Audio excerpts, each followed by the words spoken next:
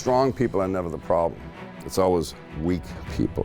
When you have weakness, that's a power vacuum. No, that kind of power vacuum will always be filled by tyrants. And what he's saying with the myth of male power is it's a myth. We don't really have all that power. He's not trying to diss men. He woke up and he realized, wait a minute.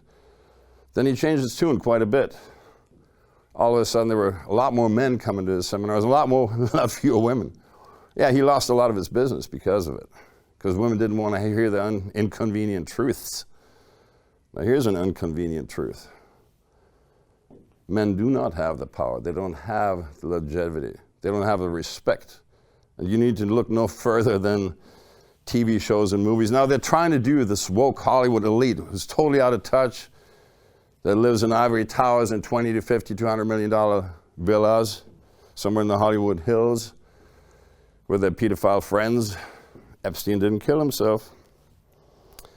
And yeah, they're telling us what's good, what's moral. They're taking the moral high ground. Meanwhile, every single day we uncover one of these people as being a satanic pedophile. But I digress. And these people are going to be the moral compass for our nation, for society at large, for the world? I don't think so. But they're trying to remake from Ghostbusters to Superman to whatever, Batman, I don't even know, Batgirl. They're trying to remake every single movie, every single TV show where all of a sudden the men are idiots. No, it was really Batwoman all along, yeah, really. Luckily, they're getting just rewarded at the box office, and I was watching these stupid movies. They're getting horrible reviews, typically 3 to 3.5 stars, as it should be. Male white privilege, toxic masculinity. I found in my 6 decades of being on this planet that strong people are never the problem. It's always weak people. Weak times. They say hard times create strong people. Say the war. Strong people create good times. Now let the good times roll. We've had that since World War II. We've lived in the longest known period of peace and prosperity and stability in the written history of this planet, dating back to Sumer. 6,000 years. There's never been a period of greater prosperity, greater wealth for the masses, and peace. Peace to become creative, to live longer. We now live longer than we ever have.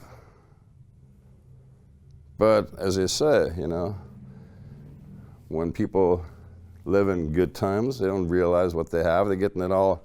Your generation, and even the generation, my generation already, has gotten everything handed on the silver platter. We didn't have to work for any of that.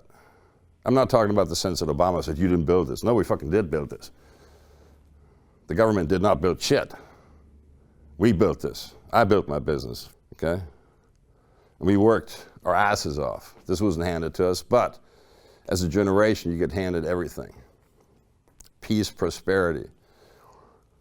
And typically, when you get something handed, which you don't have to work for, you don't appreciate it. You don't defend it. You don't even realize its value. You take it for friggin' granted. We take a civilization and its accomplishments, its achievements, its blessings for granted.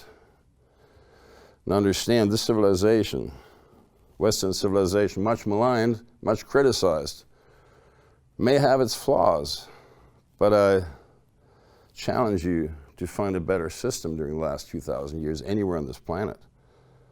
If you find a better system, by all means. I haven't found one.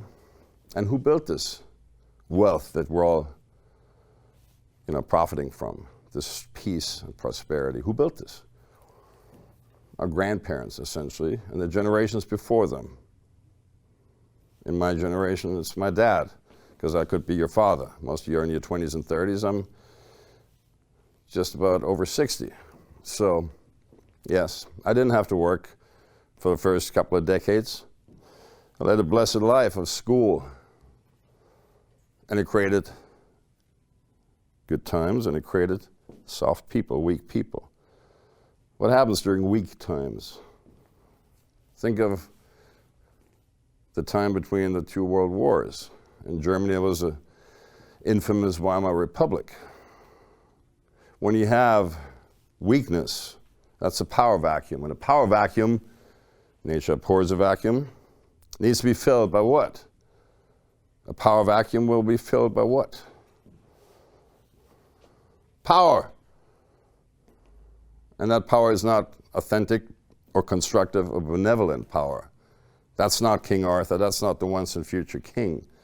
No, that kind of power vacuum will always be filled by tyrants, dictators, monsters, genocidal psychopaths who tell you they're going to give you all these things.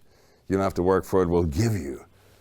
We'll take from the rich. We'll be a Robin Hood for you. We give to the poor. And a gentleman is not a gentle man. A gentleman is essentially a warrior knight. It's somebody who carries a sword.